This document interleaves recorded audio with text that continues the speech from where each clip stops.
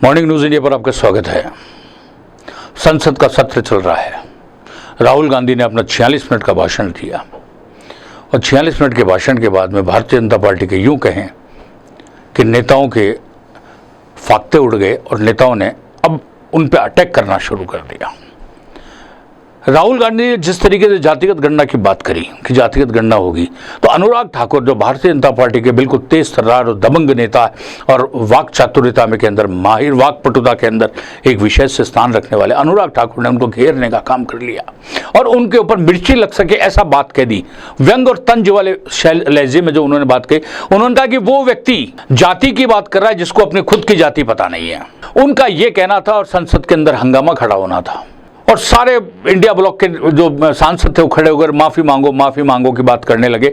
लेकिन राहुल गांधी ने या उनसे कहा कि माफ़ी मांगने वाली बात नहीं है, मैं अनुराग ठाकुर से कहूँगा नहीं कि वो माफ़ी मांगे, लेकिन वो जितनी मेरी इंसल्ट कर रहे हैं करते रहें, मैं उससे कोई फ़र्क मेरे पर नहीं पड़ेगा। मेरा जो लक्ष्य था वो मैं करता रहूँगा। बात यहीं तक हो तो ठीक थी, लेकिन इसी बीच अखिलेश यादव कूद पड़े और ये कहने लगे कि आपने जाति कैसे पूछ ली, उनकी जाति कैसे पूछ ली। यहाँ पर भी अनुराग ठाकुर ने जो अखिलेश यादव को धोने का काम किया और उन्होंने साफ तौर पे कहा कि एक वीडियो उन्होंने शेयर किया और वीडियो के अंदर साफ तौर पे कहा, जब एक पत्रकार ने आपसे सवाल पूछ लिया था तब आपने पूछा था तुम्हारी जाति क्या है, तुम पिछड़े वर्ग के हो क्या, किस आधार पे पूछ लिया था। और बाद में जब उनको पता चला तब उन्होंने कहा कि अरे मिश्रा जी आप तो कुछ ख्याल रखो। सवाल यह है कि देश में जातिगत जनगणना की बात ही क्यों हो रही है? क्या देश को जातिगत जनगणना की आवश्यकता है?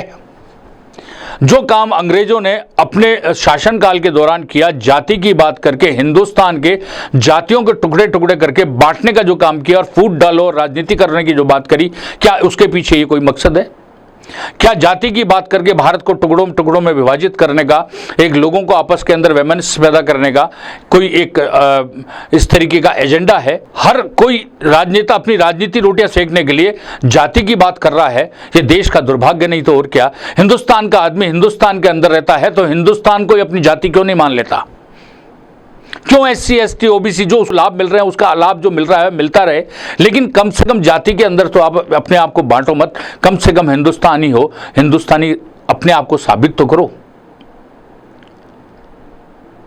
और ये जब जातिगत जनगणना होना, उसके आधार के ऊपर शेयरिंग होना या वट एवर जो भी जिस तरीके की बात हो, तो राहुल गांधी ने भी जिस तरीके से बात कही कि जो बजट तैयार हुआ और उसके बाद में सबको हलवा बांटा गया, सबने हलवा खा रहे हैं, वो फोटो भी उन्होंने दिखाई और दिखाकर उन्होंने कहा कि इसके अंदर कोई भी OBC का नहीं है।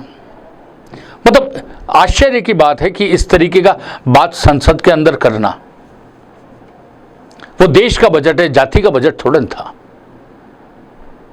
और जो व्यक्ति उसके अंदर, जो अधिकारी उसमें लगे हुए हैं, वो अपनी काबिलियत के आधार पे उसके अंदर, क्योंकि फाइनेंस का काम और बजट का काम जो भी है वो काबिल लोगों के हाथ में दिया जाता है, चाहे वो जाति कोई भी हो। और यह तो कांग्रेस ने भी लगभग बरसों तक शासन किया देश में, उस समय भी ये कभी बात नहीं आई। ये अभी बात क्यों आ रही है? आखिर इसके पीछे मकसद क्या है?